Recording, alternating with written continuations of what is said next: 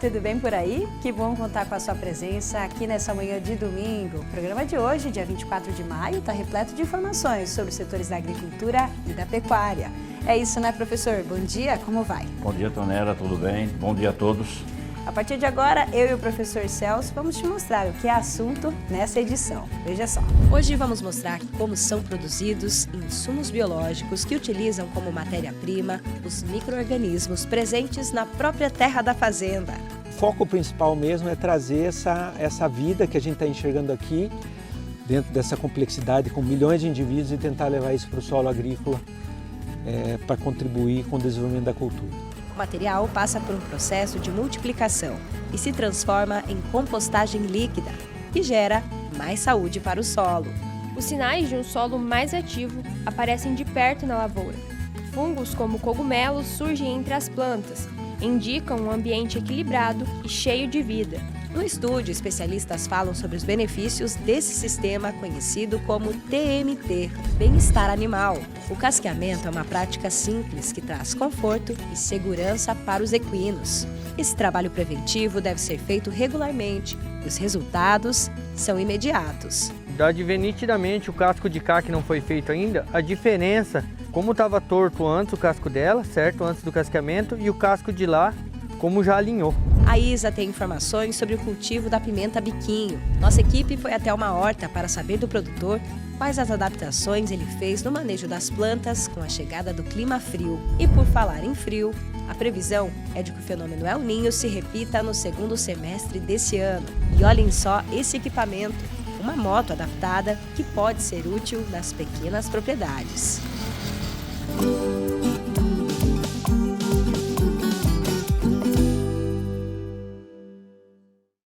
Nós começamos o Agrofag de hoje falando sobre um assunto que é muito importante, o bem-estar animal, né, professor?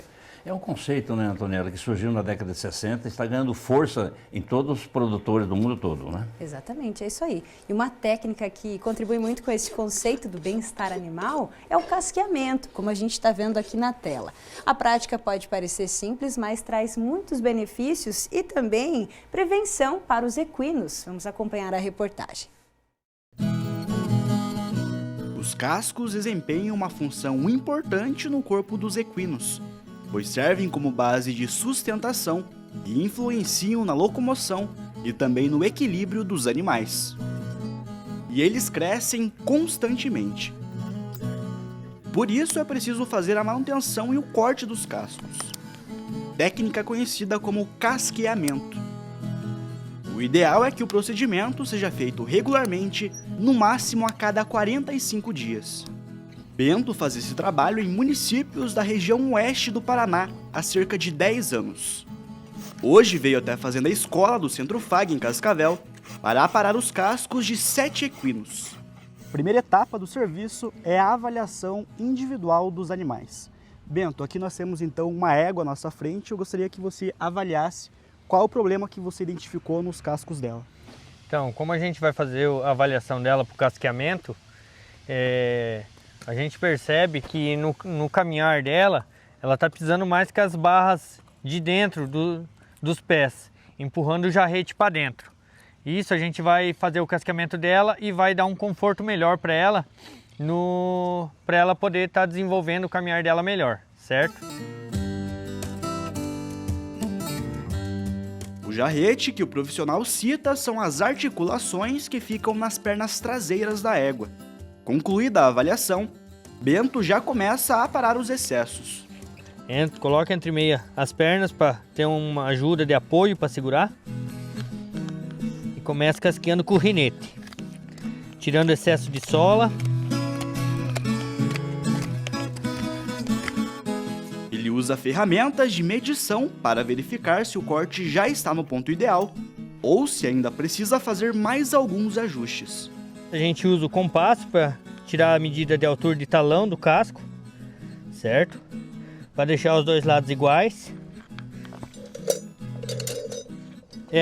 Passar a régua T para ver se ficou angulado certo o casqueamento, para ver se tem algum lugar que precisa tirar ainda. Nesse caso, precisa tirar mais um pouco ou já tirou? Vai precisar. A régua está me mostrando aqui onde é que eu preciso tirar mais. E seria de qual lado? Seria aqui assim, ó. Certo? Então ela vai me mostrando.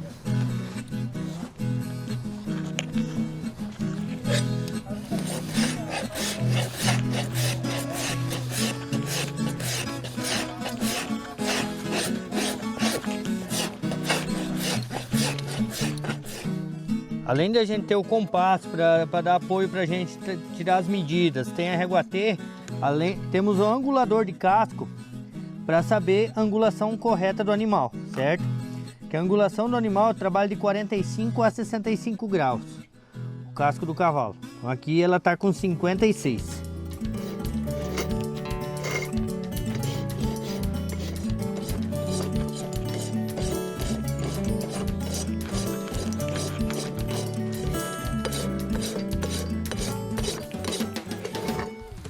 Antes de concluir a tarefa, Bento faz uma pausa e compara o casco já cortado e o último que falta passar por manutenção. E como a gente fez o casqueamento, dá de ver nitidamente o casco de cá que não foi feito ainda, a diferença, como estava torto antes o casco dela, certo? Antes do casqueamento, e o casco de lá, como já alinhou, tá? Além de contribuir com o bem-estar dos cavalos, o casqueamento ajuda a prevenir doenças e outros problemas relacionados à saúde dos equinos. Toda vez que a gente está fazendo um casqueamento, consegue identificar uma broca seca, uma broca líquida, se o cavalo estiver mancando, alguma coisa assim, um fungo na sola ou na própria linha branca, na ranilha. Em si a gente consegue estar identificando sim.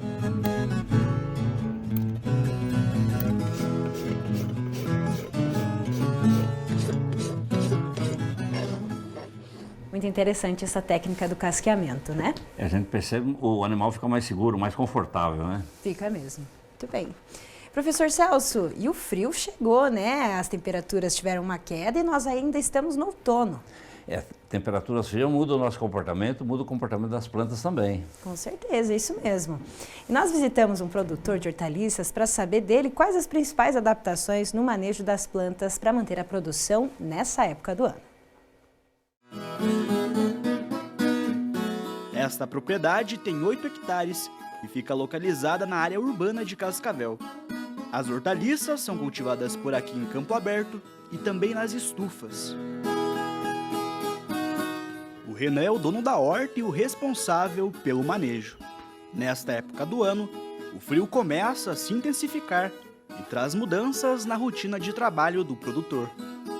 Quando a gente vai entrar em períodos como outono e inverno, muda tanto a forma de se cultivar hortaliças e também muda o gosto do cliente em consumir hortaliças. Então a gente sai um pouco fora da alface e entra num brócolis, numa couve-flor, numa couve-folha, aumenta a produção de cheiro verde, aumenta a produção de alho poró, acelga e algumas outras culturas que vendem mais no inverno. Então se um produtor manter a mesma produção que produz no verão, ele não vai conseguir vender a quantidade de alface que tem, porque o público para de consumir alface e dá preferências de consumir mais legumes, verduras, que preparem caldos, fazem sopas e são comidas de forma mais quente. Devido ao frio extremo, o pessoal foge um pouco da alface. Uma estratégia adotada é aumentar em até 50% a produção de cheiro verde, já que a demanda é maior agora em comparação com as estações mais quentes. Além disso, a salsinha e a cebolinha são plantas rústicas e se desenvolvem bem em baixas temperaturas. Aqui é uma cebolinha que ela é adaptada ao frio.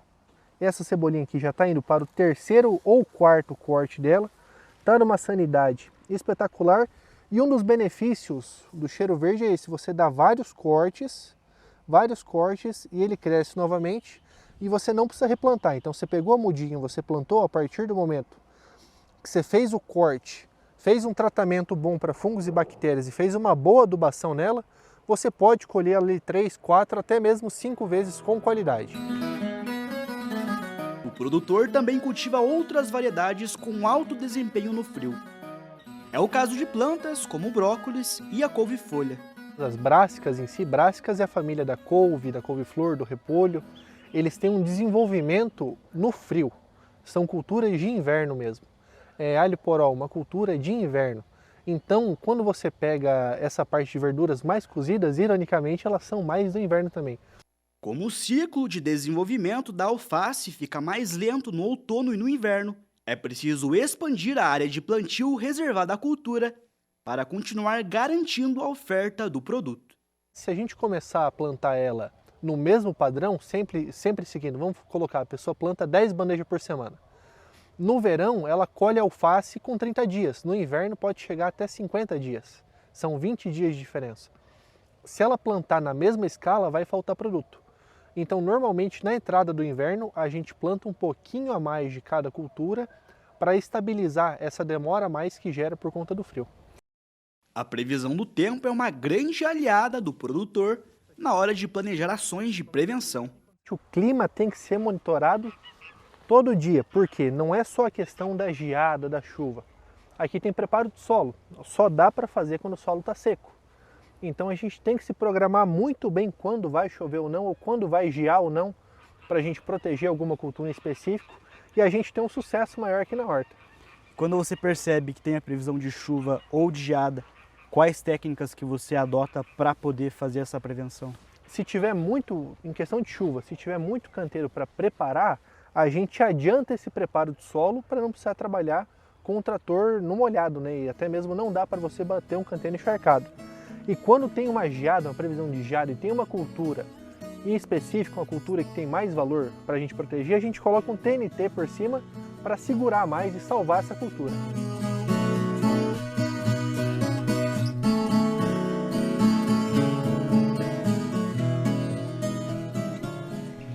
Como a gente viu aí na reportagem, a previsão do tempo é fundamental para o produtor. São informações que podem antecipar a tomada de decisões, o que é sempre muito importante, né?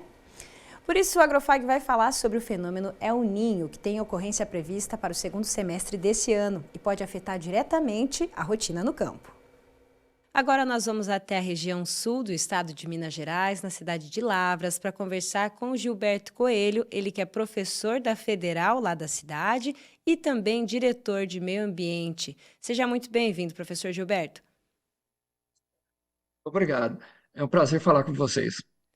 Professor, para a gente contextualizar, de que forma os institutos estão avaliando a possível ocorrência do El Niño e o que isso vai impactar diretamente, né, no setor agrícola, no setor da agropecuária no geral, a nível de Brasil? Perfeito.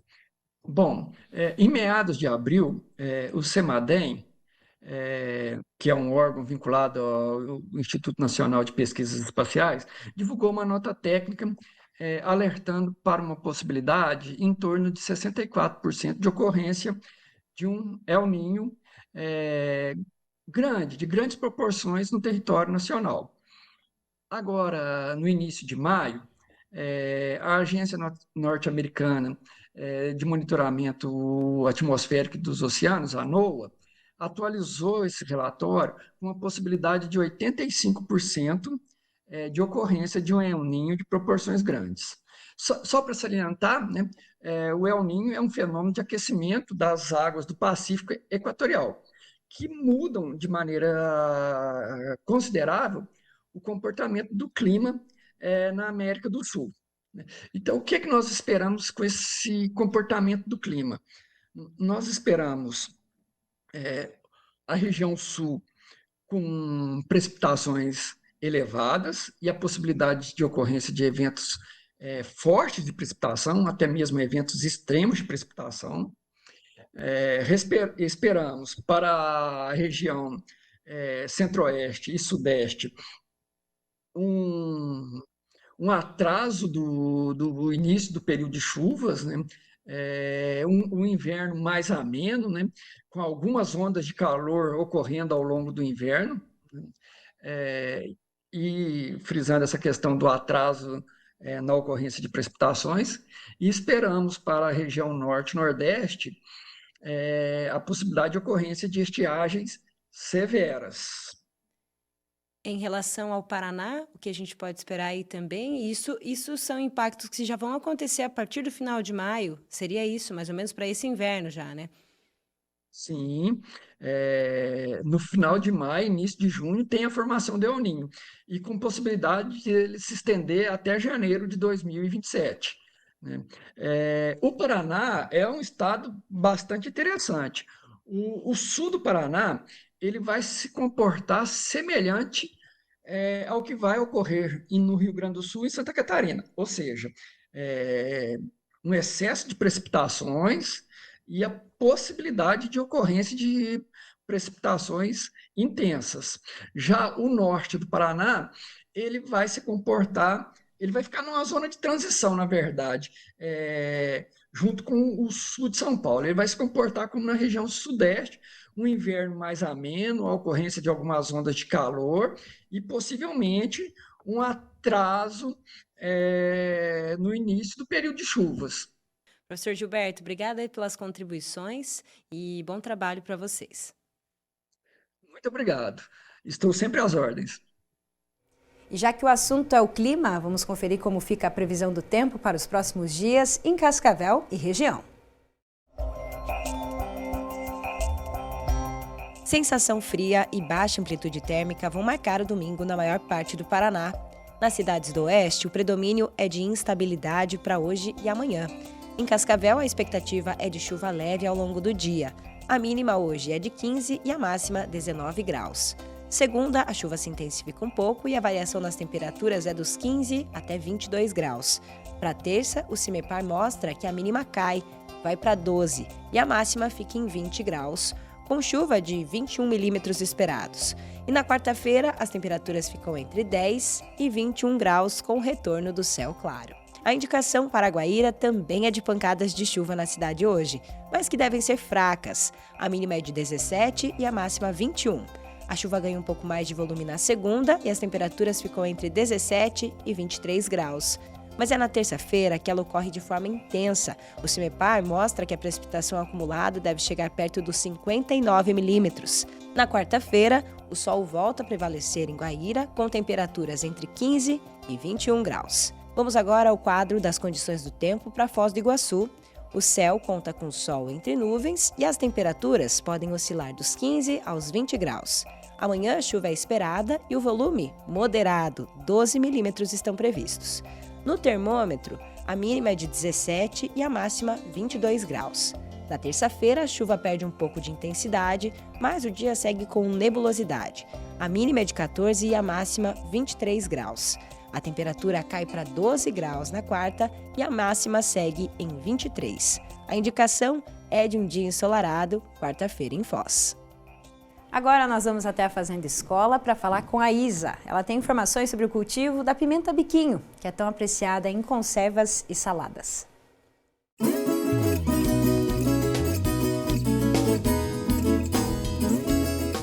A biquinho é uma das variedades de pimenta que mais chama a atenção, tanto pelo sabor quanto pela aparência. O nome vem do formato do fruto, que lembra uma pequena gota, com ponta alongada. O aroma agradável, a textura crocante e o sabor suave chamam a atenção. E diferente da maioria das pimentas, ela praticamente não apresenta ardência. Por isso, tem grande aceitação entre as pessoas que não consomem receitas picantes. Os frutos também se destacam pela coloração, passando do verde quando imaturos para tons alaranjados durante a maturação, até chegar ao vermelho ou amarelo intenso quando maduros. Característica bastante valorizada pelo mercado consumidor. Além da venda da pimenta in natura, ela também serve como base para conservas, geleias, molhos, pratos gourmets e até para uso ornamental e decoração, o que amplia bastante o potencial no mercado.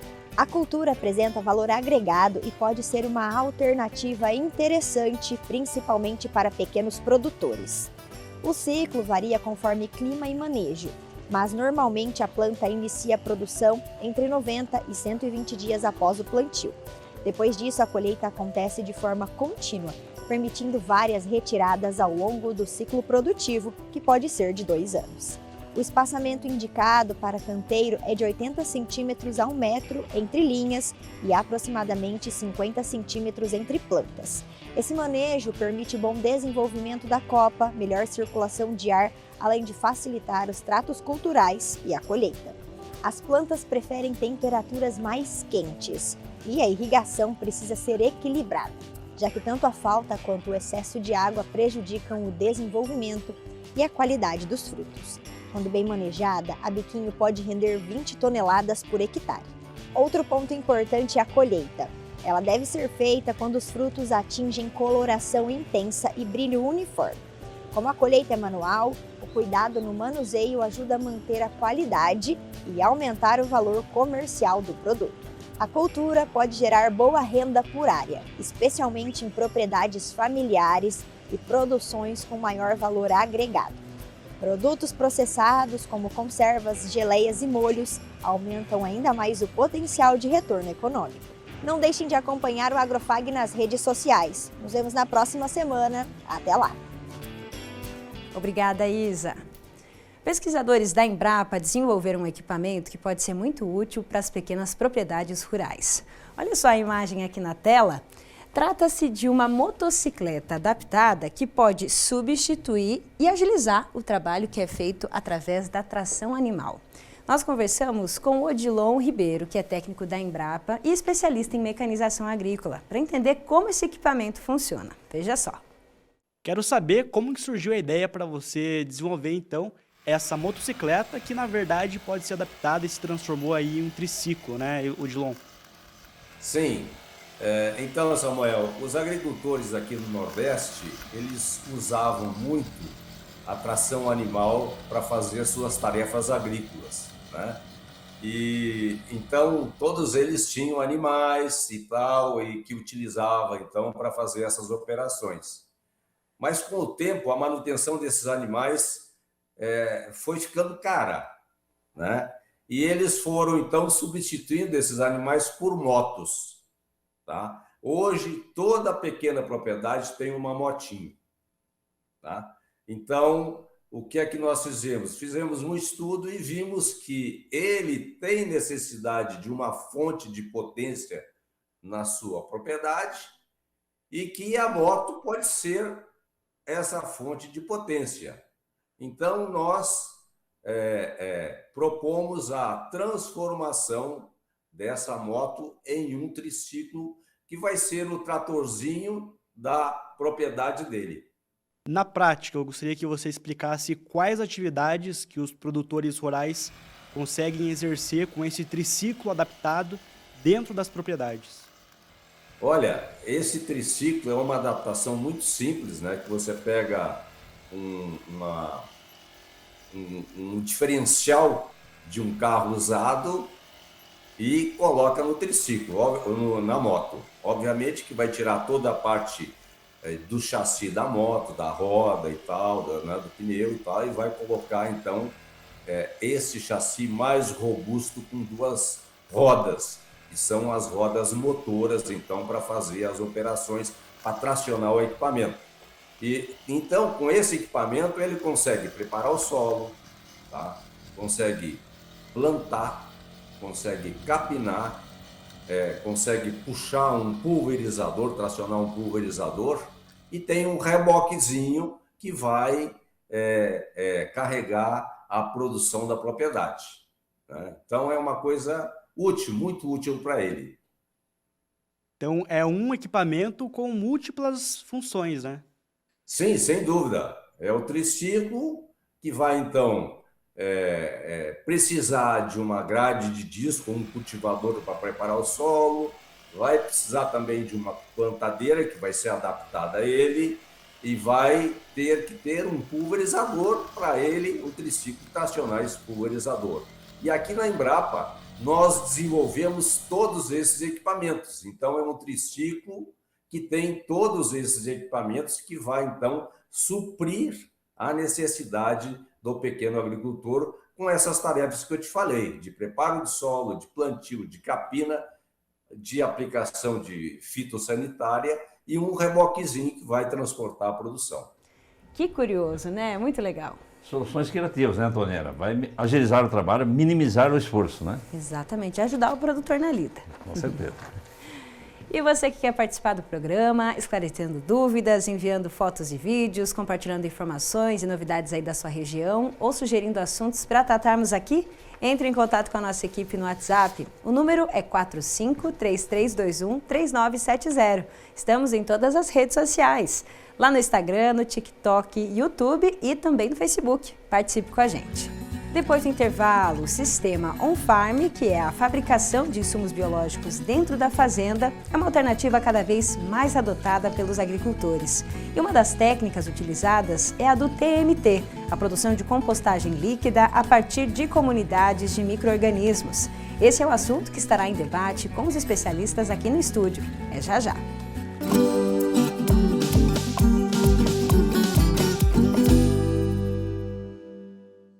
Atitude de vencedor é estar onde o futuro começa. No Centro FAG, você vive a prática desde o primeiro dia. Num dos campi mais modernos do Brasil. Tudo isso com ensino de excelência e resultados que vão muito além da nota máxima. Aqui, você se torna a primeira escolha do mercado. Vestibular Centro FAG. Inscreva-se. fag.edu.br/vestibular. Quem faz FAG, faz a diferença. Conectados ao mundo. Somos todos. Somos um só. Somos muito mais. Global Connection. Descubra um novo programa de pós-graduação Centro Universitário FAG. Acesse o site e conheça os cursos disponíveis. Conexões internacionais e experiências transformadoras. fag.edu.br/pós. Inscrições pelo fone 4533213964. Pós-graduação Centro FAG. Global Connection. Realize.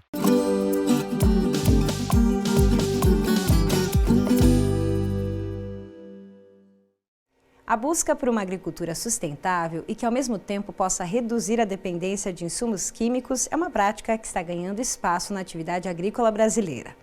Em Toledo, o produtor Juliano Cavalca utiliza técnicas on-farm para a fabricação de fertilizantes e recentemente aderiu ao TMT para a produção de compostagem líquida. Você vai compreender agora como isso funciona e quais são os benefícios para o solo e também para um manejo mais econômico. Na linha Caraí, no interior de Toledo, oeste do Paraná, essa propriedade de 700 hectares dá espaço para uma técnica que agrega no manejo do solo.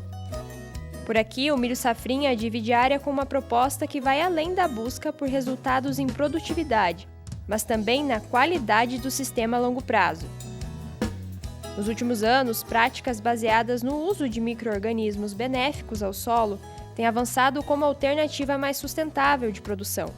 A ideia consiste em retirar bactérias da própria terra da fazenda, multiplicá-las no sistema on-farm e depois aplicar a solução na lavoura. Foi apostando nisso que há 10 anos o Juliano decidiu mudar a forma de trabalhar. Nós entendemos que ela não é a solução, que o produtor não vai usar mais nada, não é nada disso. E sim que seria uma ferramenta para contribuir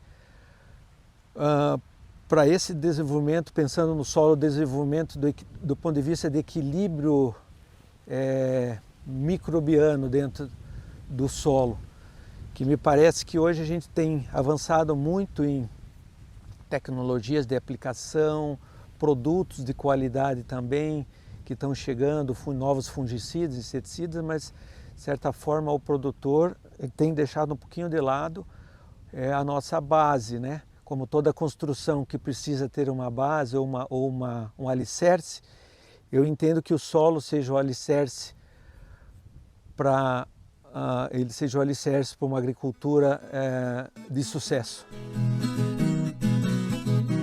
O processo começa ainda na área de reserva da propriedade.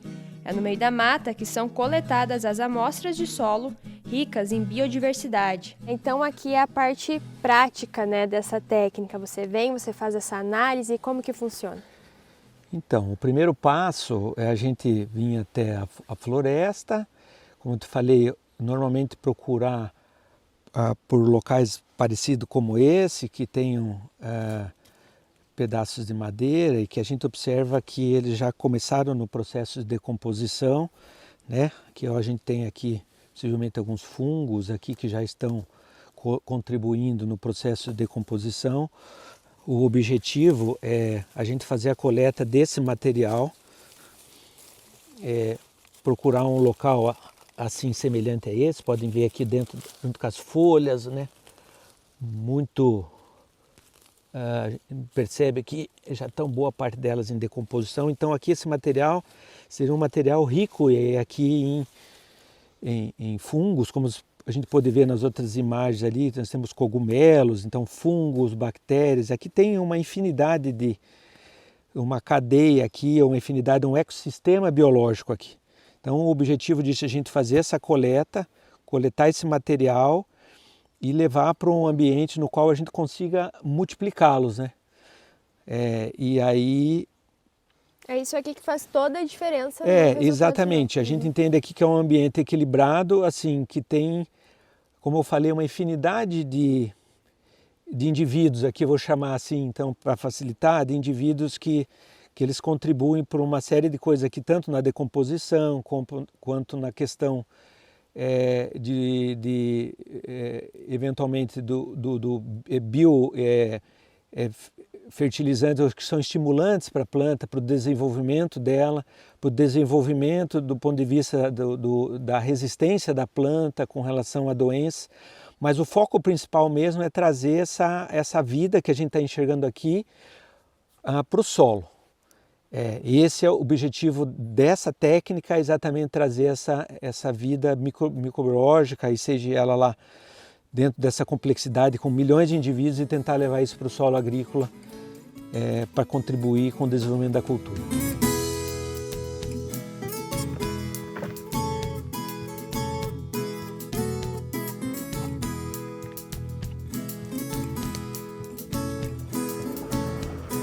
Esse material segue para o tanque de multiplicação. É nele que os micro-organismos são reproduzidos para mais tarde serem utilizados no campo, em forma de biofertilizante. A gente coletou, né? Observem aqui que o material que a gente coletou, que está evidente aqui vamos dizer, atividade biológica. Então, para uma caixa dessa de 2.000 litros, a gente coloca dentro desse cesto aqui 10 quilos, né? Desse material aqui, que a gente entende que basicamente, num palavreado mais simplista, ele é a nossa sementinha. E nada mais do que a gente faz aqui é transformar e multiplicar isso. Então a gente coloca a sementinha, que é o que a gente coletou na floresta, acrescenta aí melaço, acrescenta fubá de milho, enfim, e aí nós vamos multiplicar isso 1.000 litros. Observem aqui nas beiradas, a gente já tem, observar aqui esse material que a gente tem que a gente coletou na floresta, com característica esbranquiçada, nós já estamos conseguindo multiplicar ele aqui, né? Então a gente já está vendo esse material que está sendo replicado. Então nós estamos levando isso a campo e o resultado a gente vai ver lá no campo depois. A etapa exige tempo e controle. Nesse tanque de 2.000 litros, as bactérias passam por um processo de aeração. No processo aeróbico, a gente consegue por si só uma seleção de micro-organismos e fungos benéficos. Porque se ele fosse sem ser com a oxigenação, nós daríamos, de certa forma, uma preferência para os micro-organismos maléficos. Sendo assim, isso vai por 24 horas, então a gente cria digamos assim, essa sopa de micro-organismos, e daí coloca numa outra caixa e continua oxigenando, e até por 7 dias a gente consegue. Qual a quantidade que eu coloco isso por alqueire? Aproximadamente 20 litros por hectare, que pode ser colocado dentro no tanque. A gente só passa por um filtro para tirar alguns resíduos, e isso já vai a campo da forma como está. Então, um processo muito simples, muito barato. Os sinais de um solo mais ativo aparecem de perto na lavoura. Fungos como cogumelos surgem entre as plantas, indicam um ambiente equilibrado e cheio de vida. E a ideia é tentar trazer então aquela vida para cá. E aí você começa a ver isso, a gente já viu vários aí, uns maiores, outros menores. Então a incidência de fungo, né? Tem vários tipos de fungo. Esse fungo aqui a gente chama fungo ninho. Esse aqui, então não dá para precisar exatamente o nome específico, mas aqui é a família de fungos, então a gente tem várias espécies, né? A gente pode observar ali atrás, além desses fungos, também a questão daquelas micorrizas, aquelas brancas, né? Que justamente é aquele que a gente coletou lá na mata e tentar trazer para essa realidade de campo, trazer essa vida. Então, esses fungos aqui que estão aqui, eles são a fotografia e que está havendo aqui, tem uma alta atividade biológica nesse solo. A produtividade se mantém competitiva.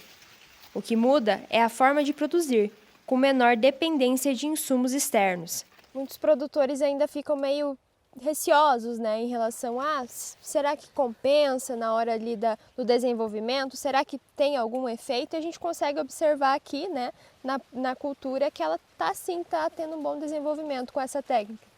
Isso, exatamente, não é, vamos dizer, uma somatória de coisas, mas realmente as pessoas sempre perguntam, mas vai produzir, eventualmente, eu costumo te dizer que o que a gente tem visto na prática aí com alguns produtores aí é que as produtividades são semelhantes, né? Mas aí falar, mas o semelhante não é bom? Não, o semelhante é muito bom, porque quando você acabou não usando uma série de produtos do ponto de vista que você teve uma economia, ela passa a ser interessante. Mas mais do que isso, como eu quis mostrar aqui para vocês, então assim, que você também tem um bom desenvolvimento de planta, e que você tem aí umas espigas, é óbvio que a gente tem essa questão climática ainda, que pode vir frio, ainda pode ter algum comprometimento, mas o bom desenvolvimento ainda nessa fase aqui, ela já está passando de milho verde, já está ficando duras espigas e que é possível, né? É possível. Então, lembrando que essa cultura nós não temos controle nenhum químico, né? Essa cultura nosso é só com produtos biológicos. A experiência mostra que é possível aliar alta produção e sustentabilidade. E é isso, e o que eu falava isso da sustentabilidade, que nem sempre o mais caro é o melhor. A gente pode criar alternativas baratas e que também possa ser contribuído. Falei que nós, como seres humanos, a gente tem sempre a relação de que a coisa é simples, que ela não é boa. E isso tá aí um exemplo clássico disso, de fazer uma coisa que tem um custo extremamente baixo, todo mundo pode fazer e que possa ter uma contribuição na lavoura e da autonomia ao seu produtor, enfim, né? Você não depende de ninguém para comprar, você mesmo pode produzir.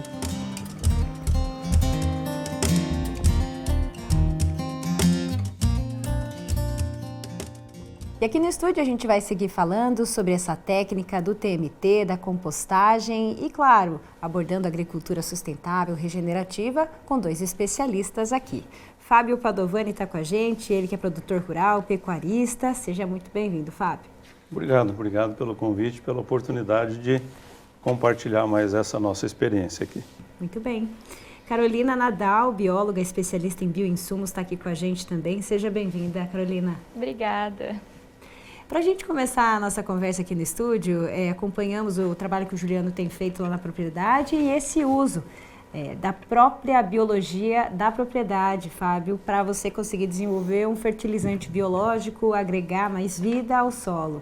Você também tem feito esse trabalho e conhece do setor, né? Como é que você tem visto isso, Brasil afora? O produtor brasileiro está aplicando isso no campo, né? Tem sido muito crescente a procura, o interesse. E eu tenho dito assim, a gente percebe momentos como a gente está vivendo de crise no setor do agro por preços dos fertilizantes, ou seja, dos combustíveis, e os preços das commodities em baixa. Isso acaba, de alguma forma, despertando o interesse e a curiosidade, porque é uma técnica que naturalmente traz redução de custos na produção.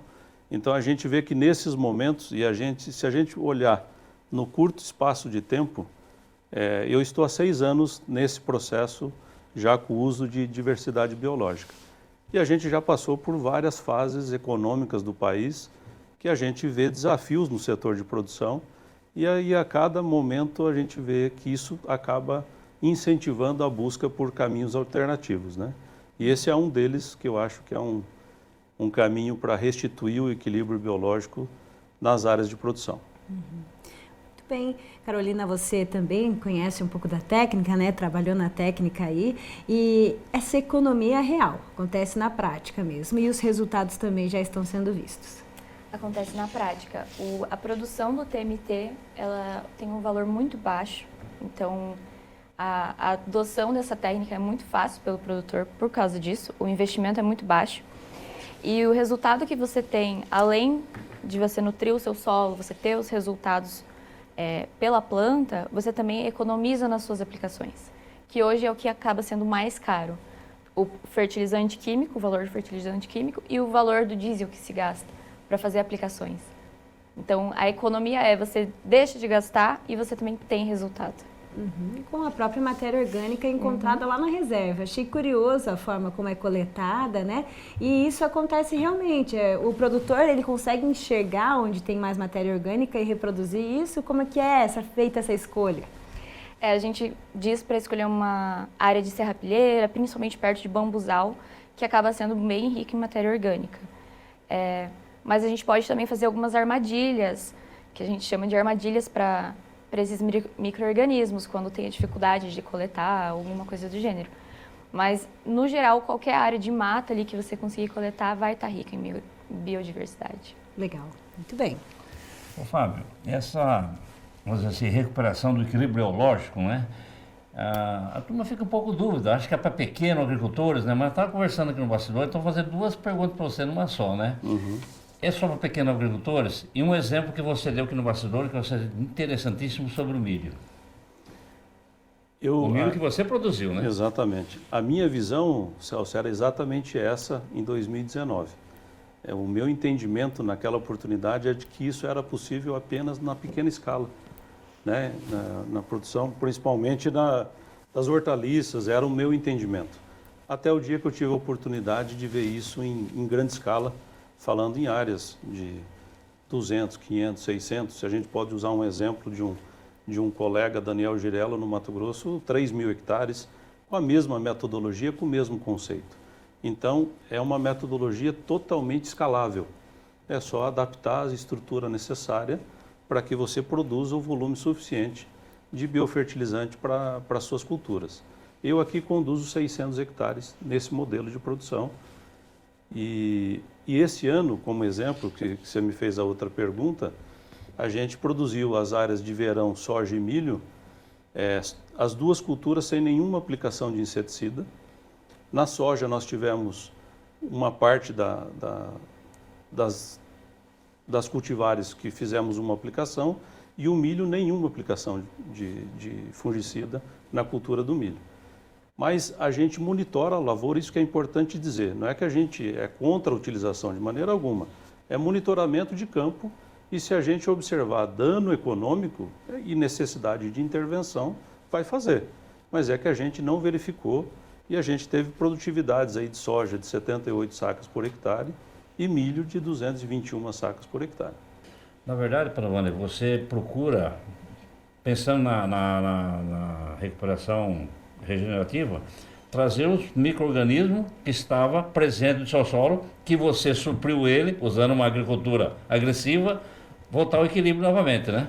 Perfeito, Celso. Um belo questionamento, porque assim, acho que esse é o nosso olhar.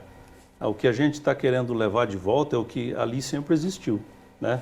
Que nós, quimicamente ou fisicamente, suprimimos pelas ferramentas que utilizamos, né? Então a gente nada mais está fazendo que é devolver a biologia nativa para o sistema de produção. E isso por si só já tem trazido um ambiente supressivo para pragas e doenças. A nossa referência, o nosso maior exemplo é a área de natureza, a área de floresta. Porque se a gente qualquer produtor vai na sua área de floresta e me diga qual é o problema que lá dentro tem, que ele precisa intervir para controlar a praga ou doença, ou fertilizar, né? Naturalmente esse equilíbrio existe. Então, eu confesso, quando eu tive essa leitura, eu falei, gente, como é que eu não pensei nisso antes, né? Então, por que é que a gente vai na nossa floresta? Porque lá é um exemplo de ambiente de equilíbrio biológico. Fábio, daqui a pouquinho eu quero que você me fale um pouco mais sobre o sistema on-farm, como é que acontece na prática, os tanques, a estrutura que vocês montaram, mas agora a gente vai ver isso então aqui em um vídeo que você publicou lá no Instagram da Fazenda Biocanto, né? Para a gente conhecer um pouquinho mais do uso da técnica do TMT com alguns outros componentes. Quero que você comente para a gente já já. Vamos ver o vídeo. Ô, pessoal,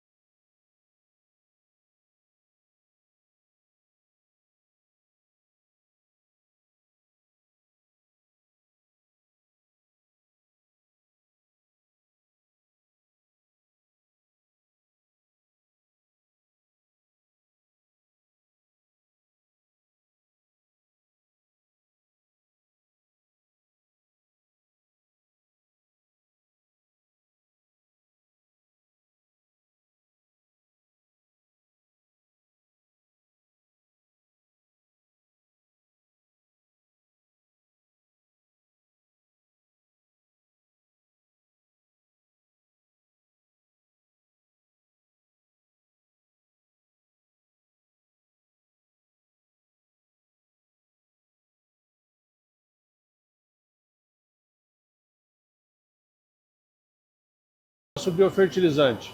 Qual é a dose que se aplica na lavoura, Cláudio? Estamos aplicando 30 litros por hectare. 30 litros por hectare nas culturas, em todas as culturas, mas agora no momento soja e milho.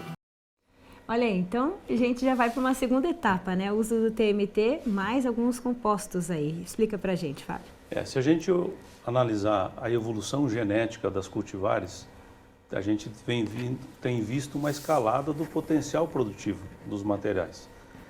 Essa técnica de associar micronutriente à biologia nativa é o que a gente chama de TMT micro, para a gente dar um aporte nutricional via folha para que as cultivares possam explorar o seu máximo de potencial produtivo.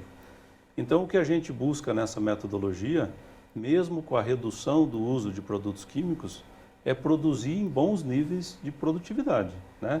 A gente não está falando aqui de ter perdas de potencial produtivo. Então, o que a gente ali está fazendo? E ali vem aquilo que a fazenda tem, que é a capacidade de adaptação, né? De usar ferramentas simples para a gente faz com base em sulfatos, que são matérias-primas relativamente baratas no mercado. A gente pega micronutrientes como zinco, boro, magnésio, potássio, e de acordo com a fase da cultura, a gente dilui isso e expõe em biologia, para que essa biologia se adapte a esses nutrientes, e a gente faz um aporte nutricional de biologia e nutrição ao longo da cultura. Expor em biologia, que você diz, é realmente fazer ali fermentar? Como que é? Exatamente, a gente faz a diluição naquela caixa que está no início do vídeo, depois pega esse produto diluído e coloca dentro da caixa de TMT. Então você está expondo aquela biologia nativa a um ambiente com uma presença química. Pode ter perda, né, Carol, de parte da população, mas a população é muito grande. O professor Tomita sempre nos fala, os que suportaram esse ambiente são os que efetivamente vai te ajudar lá no campo, vai te entregar resultado, né? Legal. Então, e essa nutrição, a gente então está levando uma biologia para dar suporte para pragas e doenças, mas ao mesmo tempo a gente está levando nutriente. A complementação da adubação que é necessária. Exatamente. Carol, quero fazer uma pergunta para você. Eu vou produzir esse produto aí, precisa ser um técnico. Existe alguma norma, alguma regra, por exemplo, do Ministério da Agricultura ou é livre? Por enquanto, a gente ainda não tem regra, a legislação ainda está em andamento. Então, hoje, o produtor pode sim produzir o seu próprio TMT na sua fazenda sem nenhum auxílio técnico. Claro que a gente recomenda, né, que tenha um agrônomo responsável pela fazenda, mas isso possibilita que pequenos produtores e grandes produtores possam usar a técnica. E pensando já em relação à questão biológica, né? Dessa riqueza de vida que vai agregar todo esse composto, pensando também até em como o produtor vai lidar com uma possível contaminação, isso pode acontecer, o que acontece lá na questão biológica mesmo, na vida do solo? A gente sempre explica, né? Na mata a gente não tem doença, a gente tem um equilíbrio dos dois. Então, quando você aplica isso na sua fazenda, você está aplicando esse equilíbrio. Se o seu solo estiver equilibrado, a patogenia não tem espaço, né? O que gera doença na sua planta, o que gera essas perdas é o desequilíbrio. Então, eu entrando com com uma cultura de micro-organismos que traga esse equilíbrio, a doença não tem vez. Ela não consegue, ela é suprimida pelas outras bactérias. E tá aí a resposta em relação à não aplicação do fungicida, do inseticida, o solo está melhor, a planta está mais saudável, isso aí é uma consequência. Eu tenho vários micro-organismos que ocupam o mesmo nicho ecológico, o mesmo nicho biológico. Então eu não dou chance para só uma ou só a outra. Então eu não tenho aqueles grandes ataques de bactéria ou de mofo ou de fungo que tem quando o solo tá pobre de nutrientes, né? Pensando em nematóides também. Isso. Porque a gente aquilo que você falou, entra na floresta perto da sua propriedade e me diga se está cheio de percevejo, se tem lagarto do cartucho. Não tem, né? Então tem uma cultura ali de insetos, de plantas, de fungos, tudo convivendo em equilíbrio. A gente só perde a mão na quantidade, vira uma praga de fato, quando tem esse desequilíbrio, né? Então o que eu estou tentando trazer é o equilíbrio da floresta para o meu desequilíbrio da plantação. Muito bem. É o que a agricultura moderna fez, né? Houve esse rompimento do equilíbrio, né? Eu tenho uma pergunta agora para o Fábio, é o seguinte: dá crédito de carbono? Dá dinheiro?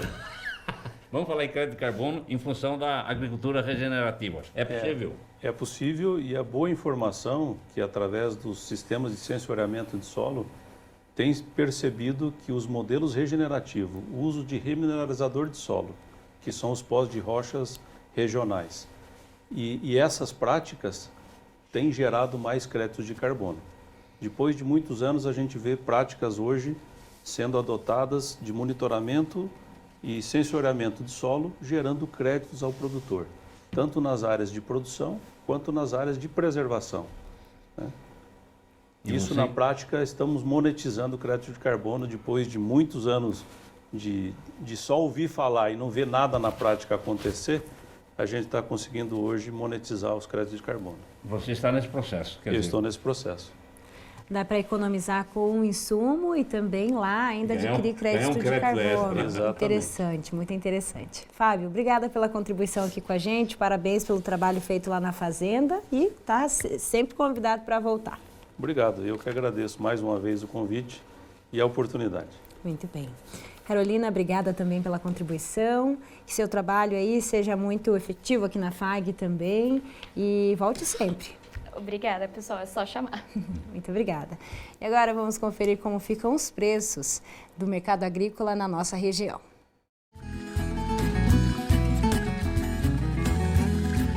O valor da saca da soja em Cascavel encerrou a semana em R$ 112. A saca do milho, R$ 54 e a saca do trigo, R$ 69.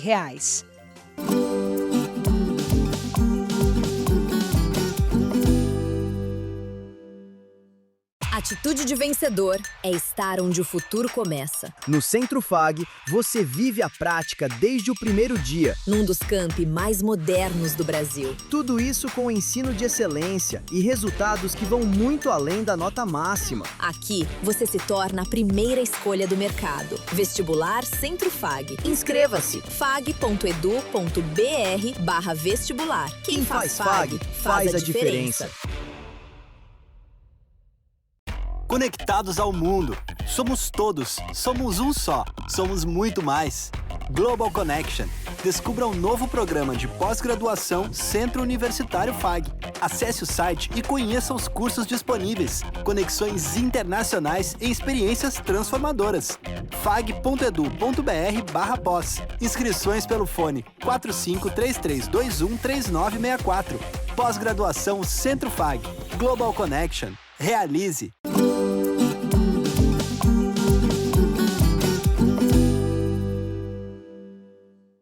Vamos ver como ficaram os preços das proteínas animais em nossa região.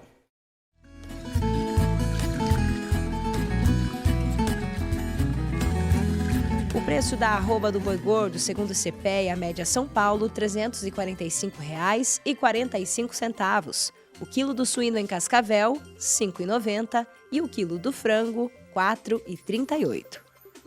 Vamos conferir agora as fotos e vídeos que vocês enviaram para a nossa equipe e também as sugestões de cursos e eventos daqui para frente.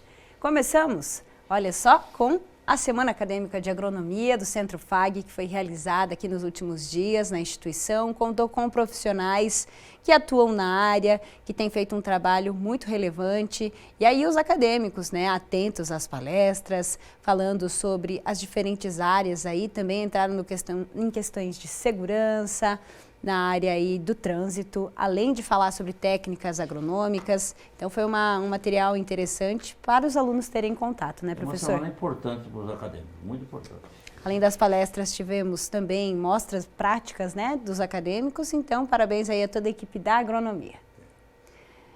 Seguimos, olha só essa foto. Bonito demais. Feita pelo seu Velci Keifer, ele que é suinocultor, participou há alguns programas atrás aqui com a gente. Ele estava em Novo Progresso, lá no estado do Pará, e fez esse belo registro aí do pôr do sol em uma das fazendas. Temos mais uma foto falando de arara, olha aí.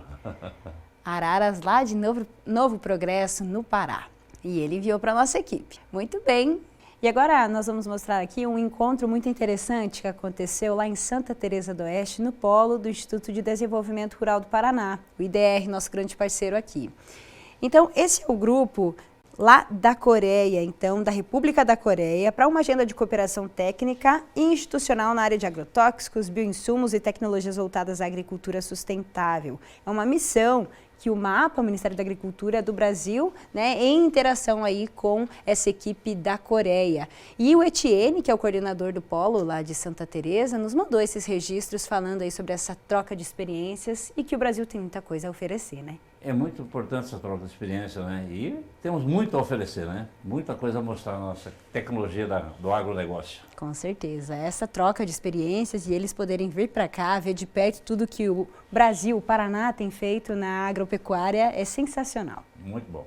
Falando em riqueza, dá uma olhada, professor Celso, nesses maracujás que a gente recebeu aí da dona Marli Campagnoli, ela que é de Braganey, e já participou aqui com a gente e enviou essa foto essa semana pra gente, essas duas fotos. Tá bonito esse maracujá. O maracujá tá lindo, hein? Eu adoro. Mousse de maracujá? Eu gosto demais de maracujá. Ah, eu adoro. Suco de maracujá, pra mim, bom demais. Bom demais. O doce, então? Ah, é muito bom. Geleia, chazinho. Eu adoro também.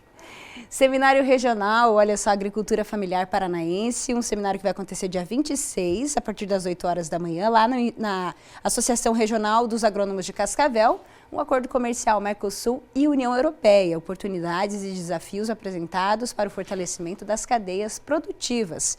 Então, tem toda a programação no QR Code, vocês podem conferir esse evento que vai acontecer na Areac a partir das 8 horas da manhã, no dia 26.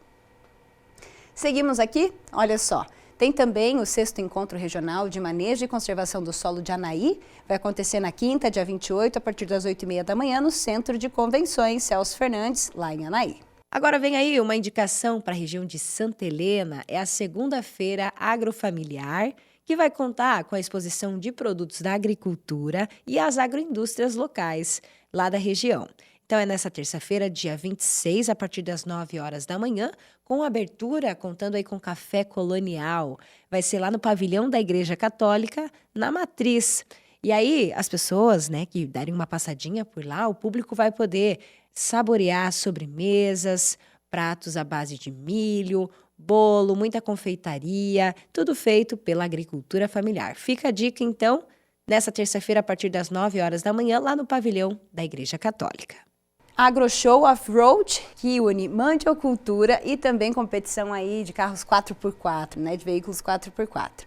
11 e 12 de julho lá em Rondon, na região noroeste, não é Marechal Cândido Rondon, é em Rondon mesmo. Quem nos enviou esse convite foi o Nelson, da Fazenda Rosimara. Esse é um evento que acontece em parceria com a Embrapa, IDR Paraná, Timop, então muito interessante falando da mandiocultura e unindo aí ó, força e adrenalina.